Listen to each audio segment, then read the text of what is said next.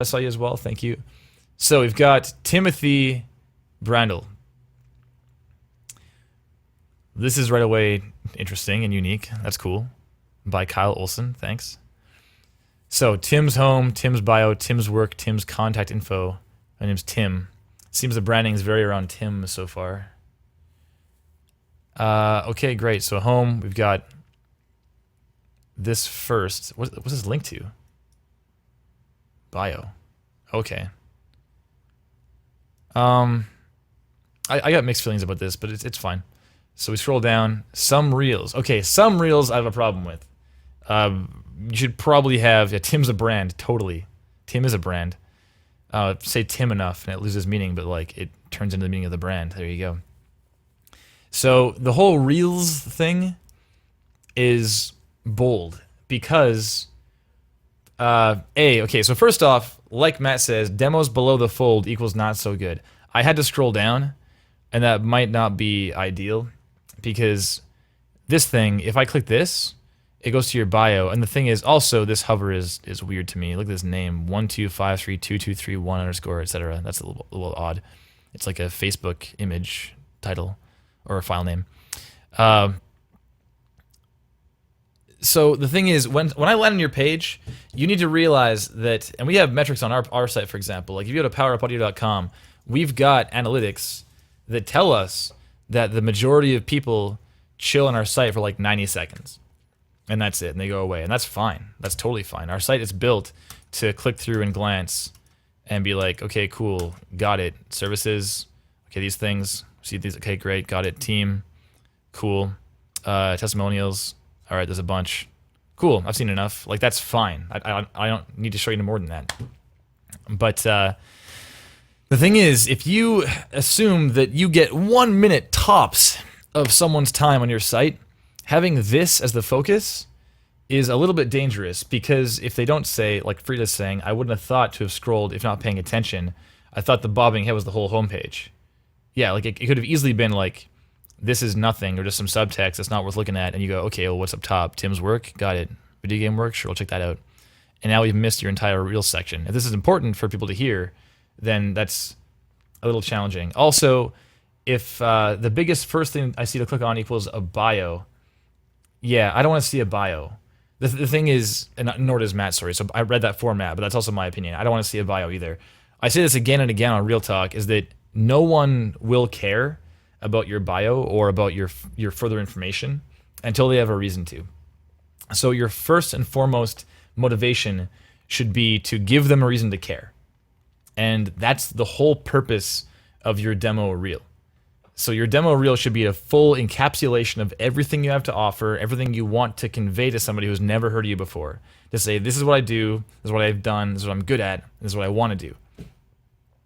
And if this isn't apparent right away, then it's a bit risky, and it's not even that like your work isn't good or that you aren't hireable. It's that you might not be conveying that information as efficiently as possible. And keep in mind, if you like ask any developer, go to PAX, ask any developer, take a poll, say what of all the different facets of game development, what emails, what resumes, what individuals walking up at an event like PAX or GDC, what facet is the most? Like which arm of development contacts you the most for work?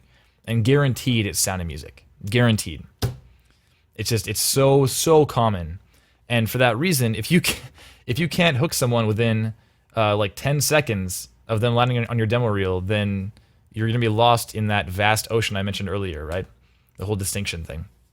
So I like this. I like your branding as far as Tim's. That's cool. But having something here that's like, this is what you're here for, have a look, please.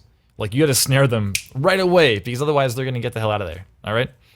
So I wouldn't link to your bio. If it was anything, if this is your main page, and there's nothing else here, if I click this, if you're married to having this on your front page, then link that to your demo or something. Yeah, so Matt says I put money on composers. It's always composers. There's so many composers. So many composers. Holy. And sound people probably second. All right, there you go. So, okay, this thing, so we have demo reels. We've got, so more work. Fine. So these should be encapsulations of all your sound design and composition. And this is your film reel. Okay, so that's fine. Having like a film reel and a sound reel, I'm okay with this. But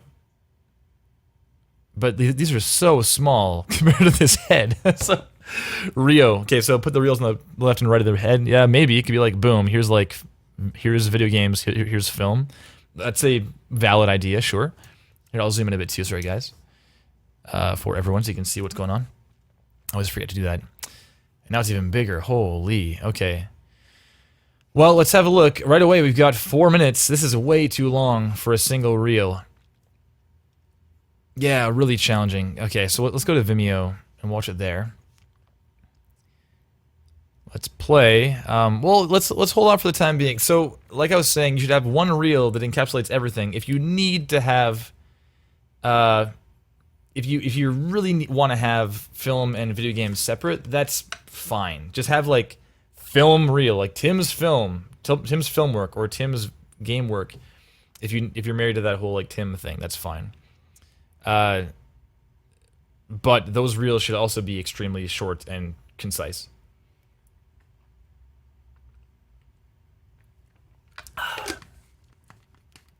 Yeah, I appreciate, Timmy, that like you're not focused in one area, and that's totally fine. Like that's fine and probably great that you're versatile. But the problem with that is that if I come here and I want to hire you for games, then I'm searching. So you could probably take a step forward as far as like shortening the distance between arrival and landing where that person probably wants to be, you know? So let's look at this one. I'll look at all of them. We'll skip through them probably, but we'll focus on the game one since we are a game sound stream. But we'll jump into the bio really quick here. So Tim's bio, name Timothy Brandl, freelance composer, engineer, producer, musician, sound designer, editor, many other soundy, musicy things. Great. Excuse me. Education, like, yeah, it's like cute, but come on, man. Like preschool, high school, elementary, that's like, people's time is valuable, and this kind of thing is like kind of cute, but it's not relevant to anybody, and it's just a waste of space. I wouldn't put that in there. And unless it's relevant, don't put it in. It's like if you're applying for a job in like accounting, or let's keep it in sound. If you're applying for a job at Power Up Audio, and you put in like your line cook stint at White Spot, I don't care at all. Like, it's not relevant at all. You held a job is cool, but like if you're looking to get a job in a special skills field like sound, I kind of expect that you're at least capable of holding a job and you're at least reliable. And if you're not, we're gonna find out real fast regardless. So it doesn't matter that much. It's just be concise. Like, people don't have a ton of time to look at all your stuff. So yeah, so Frida's like saying jokes can turn people off real quick, especially if the jokes take up a lot of text and time to read and to get the joke. Hey, Ragnarez, what's going on, man? Good to see you. Yeah, so just go through and kill off all the stuff that's not relevant, man. It's you can be funny later, you know, once it's kind of clear. It's tough to be funny and to be professional and concise all at the same time. It's probably possible, but it's not easy. Frida Straight Talk. Yeah, Gabe, what's up? Also, Frida, thanks for hanging out. I appreciate you being here. Okay, yeah, so we've got location.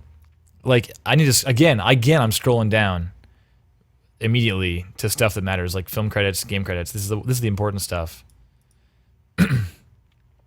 And it's not easy to look at at all, and like super cool dude, he's all right.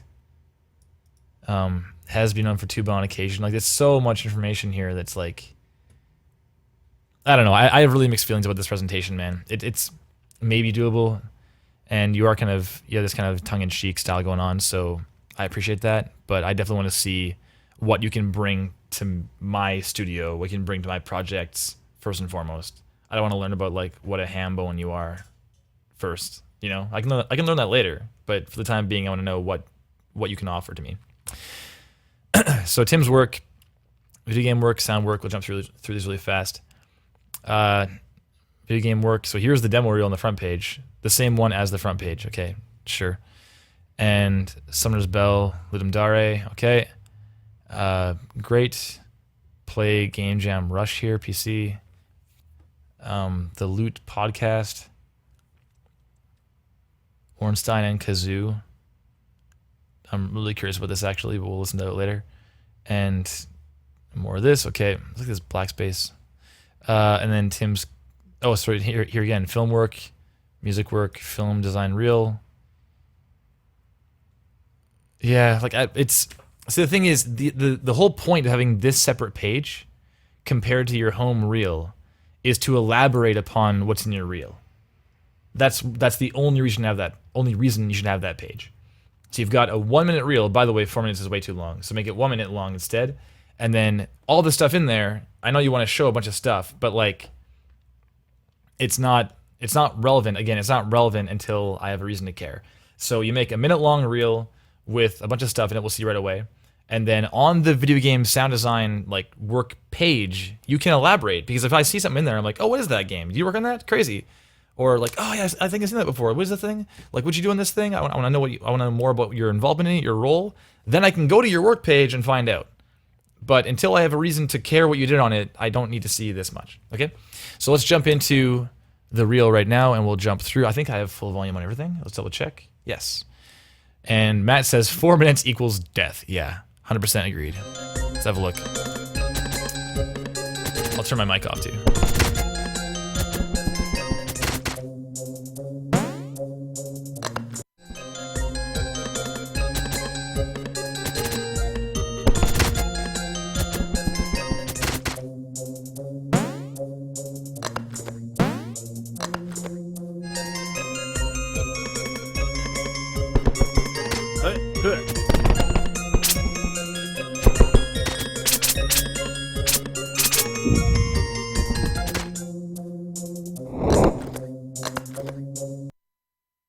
All right, so we do tend to watch things through, like watch the demos through regardless on Real Talk, just for the purposes of adjudication and discussion and kind of a mutual benefit, basically. But we do make a point of saying when we'd stop watching, and I would have stopped watching about here. So I would have watched about 10, 15 seconds and then stopped, and I'd probably close the window.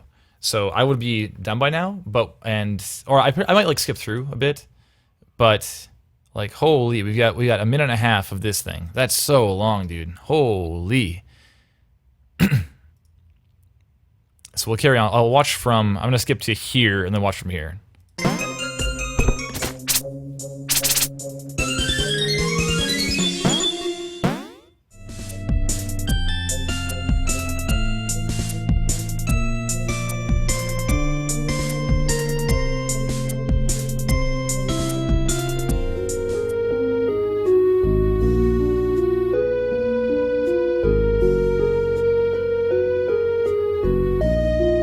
Oh, I see, okay.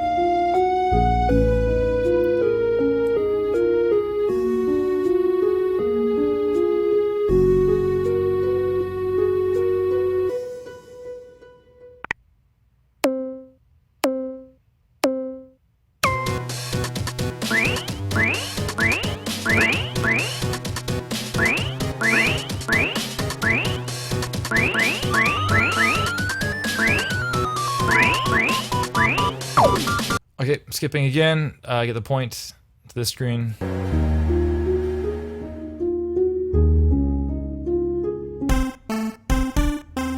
Okay, the Loot video game podcast. Oh, I see. It's like the opening song. I understand. Okay, carrying on.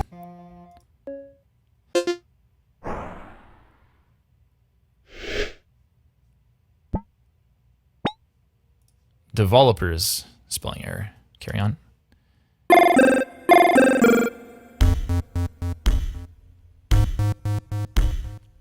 Whoa, this is done. Thank you for watching at 3:15. Oh my god, 45 seconds of like credits on a reel. That's crazy. Okay. All right, yo. So let me. I'm gonna skip through this because this is like really interesting, actually.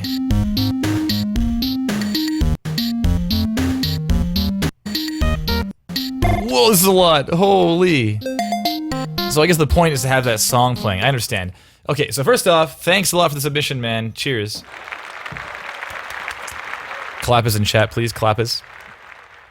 Clappers.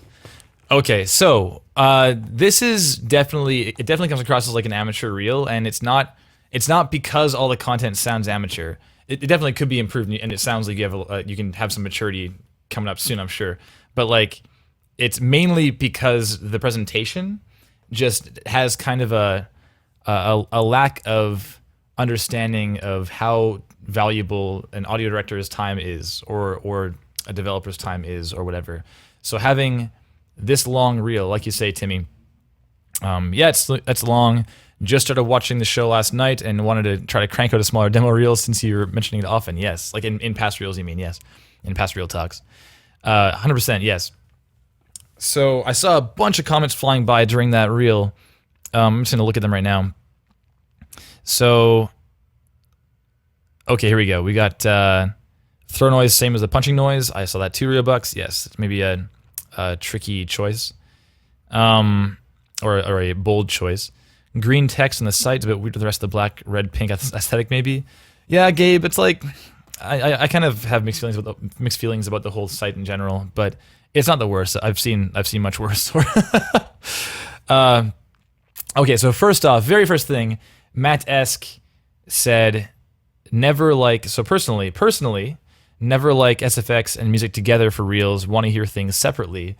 Yeah, generally, it's not very common that people will want you for everything, and if they do, you can have like separate reels anyways. And I mean, for example, for us, Power Up Audio, like I'm in the midst of making a sizzle reel, like it's called a sizzle reel, because it's not really meant to show off our sound design work. It's not really meant to show off our music work. It's just meant to serve as I said before, an encapsulation of what we are, like what we've done, what we're proud of, what we have to offer, right? So if that's what this is, like a sizzle reel, that's okay, but it's got to be a lot shorter regardless. For a sound design reel, we tend to have it with no music, because what usually ends up happening is with a music and sound reel is it ends up leaning as a crutch on one of the two, and it's very rare that you'll get a reel that's like, holy shit, everything's amazing. Like it doesn't happen very often. Usually it's like, wow, that music's really, really good, but those sounds are maybe good. I can't tell, the music's so loud, you know, or vice versa, where the music's just a small bed just hanging out, and you're not really sure if they're mainly a sound designer trying to also throw in music that they made in their spare time or something, you know. So, I'd recommend having like a sound effects reel by itself or music reel by itself, or if you don't want to, that's okay. Just be very aware of letting both things shine in the one reel, okay? And also much shorter, as we've said many times. Okay, so Sean asked if you're using middleware, although it's Game Jam game, so probably not. So yeah, Matt says also probably would have tapped out and skipped ahead. Totally, absolutely. Rio says way too long screen. Yeah, some screens that are pretty. They stuck around for a long, long time. Okay, so it's not so. Yo, by the way, S Mishra in the chat right now is Sanatna Mishra of Witchbeam. They did Assault Android Cactus, one of my favorite game releases of, well, the recent history. Really, it's a fantastic game. It sounds amazing too. Jeff Van Dyke is the audio director on it and killed it on all music, sound, and voice. And he also was the audio director on Alien Isolation. The guy's got a laundry list of titles under his belt, and he's amazing. So S. Mishra, he has comments in the chat. You can probably trust what he's saying. So he says, when we make game trailers, we assume any second past 1 minute is a big risk. And that's because people have such short attention spans. Absolutely. Like having a 10-second rule of like, get my attention in 10 seconds and make me want to hear more. If you fail to do that, then no one will care, because there's so much out there that's better, you know? Okay, so transition way too long. Yeah, so Sean's saying probably long because he's showing music too. Absolutely. So yeah, that's what Timmy said. Okay, variety of music and sound. So Frida was saying you probably want to have a variety of sound rather than kind of the same section, and we'll talk about that right now. So this opening, also I would probably recommend having this first, like just a quick title card of like 2 or 3 seconds, like blip, and into the stuff. So first off, we've got this thing that held us up for a long time with things behind. I immediately felt like my attention was very pulled in different directions, and I wasn't sure what to look at. So it can help a lot just to focus people's attention from moment to moment. So I mean, just like you do in music, right? You want to have a bunch of things happening over the course of a track, but never all at once for the entire thing, right? You want to kind of shift your attention around, and the same flow kind of mentality and philosophies can apply to video editing as well. So with this, we've got this title, boom, fades in. Gave dev, is that Gave dev, not game dev? Gave dev tuts plus brawler. I have no idea what that is. So probably something. Is it game jammy? I don't know what this is. So this kind of these titles should serve to tell me what it is, what you did, and if it shipped. Those three things are really important. So how you would usually do that is you'd have the title of the project. This bottle's like taking all the screen right now. Look at this. I'm trying to talk to like around it. Let's move it aside. So how you do that, you'd have the title of the thing, and then in parentheses what it shipped on, if it shipped on something. If it was not, you can say typo. Oh no. Okay, so game dev. So we've got title of the thing, and then what it was. If it was Game Jam, if it's like iOS, if it's PS4 or Steam or whatever. Just by having in parentheses will tell me if it shipped, and if it didn't ship, you can say redesign. If it's something like a fan redesign of a trailer or something, that's very helpful as well. So that's what you should have, and then beneath that, you've got that sound design and music composition. Great, that's fantastic. But this by itself tells me nothing as far as what this is. I kind of made a safe assumption it was a game jam thing based on your further content also. But this whole section, what I'd recommend is having like 15 seconds tops of this. Like tops. Probably 10. Like have 10 seconds, be like, okay, got the point, moving on. And that can be tricky to figure out what part of it you want to show, because I recognize that when you have something that you've put a lot of work into and you're excited about, you want to show a lot of it, and that's totally valid and fair, but this is not the place to do it. You should show like a very short bit, be like, here's something I did. Okay, got it, moving on. And that's fine, because like I said before, if people want to know more about it, and you know your stuff sounds great and it's really solid, and they want to know more about you, they will look. And you can put the more, like the larger section with the more information about it on the other page. Does that make sense? So once that is on the other page, it can be longer, and it's totally like justified in being longer because I have made the conscious personal choice to go there and look at it. But for this point, you're kind of holding me hostage by showing me for so long. I'm like, okay, I'm waiting. And then eventually I'm forced to take matters into my own hands and, you know, do the old skip ahead. So I'd show you 10 seconds of this, of whatever part you like the most, and then move on, okay? All right, so, sorry, I'll go over here instead. I'm on the wrong window. So, Matt said earlier on, 1 minute sizzle reels can really get people excited and want to check out more longer samples versus something that's length that bores people and they don't want to look at anything else. It's very polarizing that way. So, good thing about material selection would be it's all stuff you've done. Yes. Agreed 100%. So material selection is a bit of a pigeonholing of small casual stuff. No idea if you can do anything big, fantasy, sci-fi, guns, etc. So yeah, as far as what you put in here, we've got this kind of game jammy game. We've got Game Jam Rush, and we've got a podcast thing, and we've got the other track at the end of the thing. That's fine. So, what's up? It's Dan. Yo, good to see you. So this is, yeah, it definitely shows like this is what I do, and that's okay. That's all you've done so far. But if you want to show that you can do more, then things like redesigns can help a lot to kind of break away from pigeonholy kind of positions that sound designers might find themselves in, or composers might find themselves in. So I can say, listen, yes, all I've done is like casino games, but I really want to do a game like Witcher, and then you throw in Witcher and throw your own sound and or music on it, and say, look, I can totally hang out in this realm. All right. Okay, game jammy stuff, gameplay trailer redo, like Matt just said. Yep.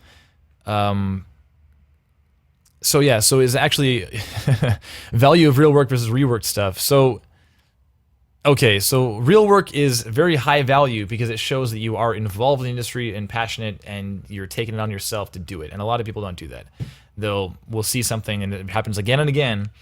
We'll see the same trailer redesigns that Vancouver Film School has everyone do, and we know that they did that because they were in school and they had to do it. You didn't have to go to this game jam. You didn't have to include yourself in Ludum Dare. And since you chose to, that says a lot. Because we can teach you, if you're getting hired for a studio job, you're not being hired for like a senior position. You're being hired for a junior opening position or an intern position or something. And in that case, they already know they're going to be teaching you more. So if you've shown that you care and you're passionate, that goes a long way versus showing that you can do the job. Because if you can do the job but don't care, that's way, way worse. So yeah, doing things like this kind of thing to say, hey, look, I'm involved in myself is fantastic, very, very good. But yeah, you can totally rework things. It's not like a black mark at all. Tons of people have gotten work with redesigns. I've gotten my job with redesigns. Jeff got his job with redesigns. Joey got his job with us with a redesign. And Joey hadn't really been working in the industry very much. He'd done a lot of school projects, but the reason we hired that guy is because he just showed he cared and his work was very solid. So those two things together, it's like it's great. It's very, very promising as far as taking a chance on somebody. All right. So Dan, yeah, give people a business card, not a newspaper page. Yes, there you go. We've been well over that subject. All right. As far as content quality, well, these things, they definitely sound a bit amateur. And the reason is that they're kind of lacking focus. So if you have this, we'll listen through a bit of this guy here, this little brawler. I'll listen to the first 10 seconds or so.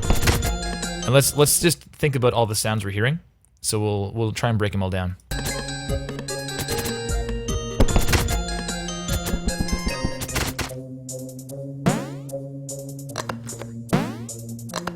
So okay, right away we've got a punch, we've got an impact, we've got a jump, we've got a little munch sound for getting a pickup.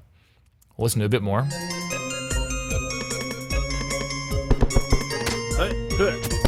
Pickup, throw. And the dash. Okay, so we got like a handful of sound effects here, and they aren't really rooted with the same kind of direction at the foundation.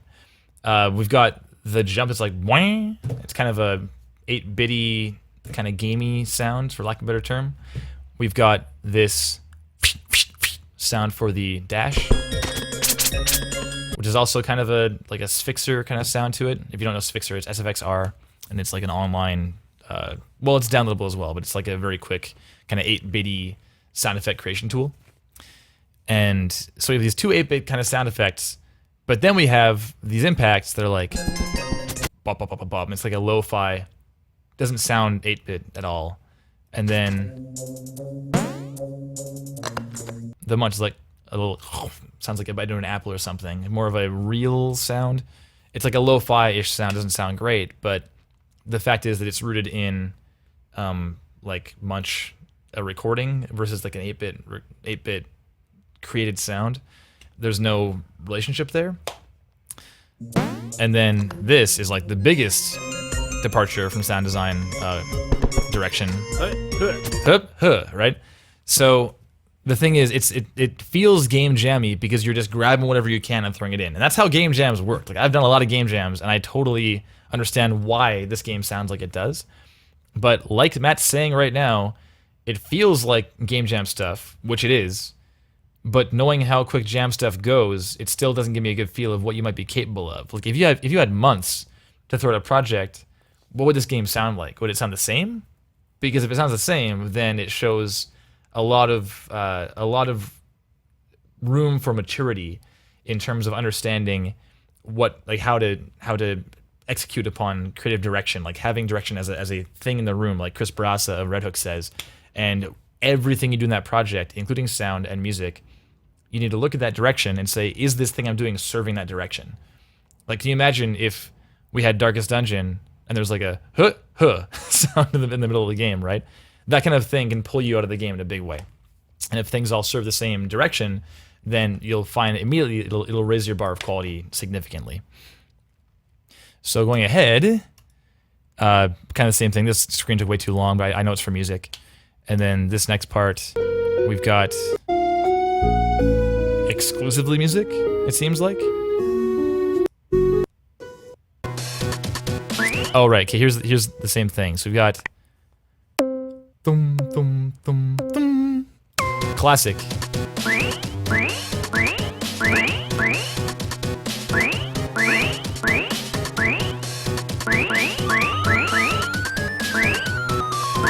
So this is it a full minute? Is it actually? So we had minute down. I'll skip ahead. We've got 44 seconds, 34. So it's roughly 30 seconds of like 95% the same sound effect.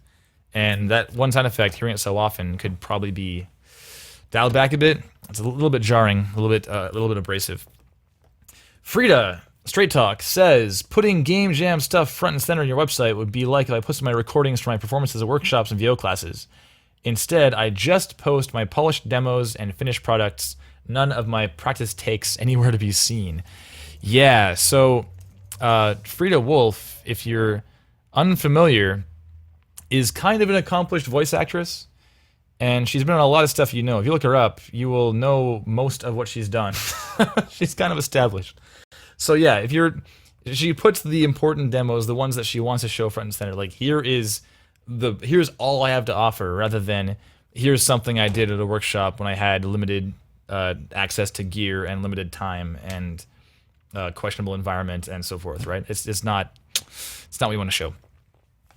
All right, so yeah, Barney Orm says dat pickup sound. Yeah, it's definitely a bit of a bold choice. Boing, boing, boing. I thought it was the jump sound first, actually. It's like boing, a lot of jump sounds, like doom, doom. They have a kind of rising sound to the frequency content to reflect the rising of the character in game.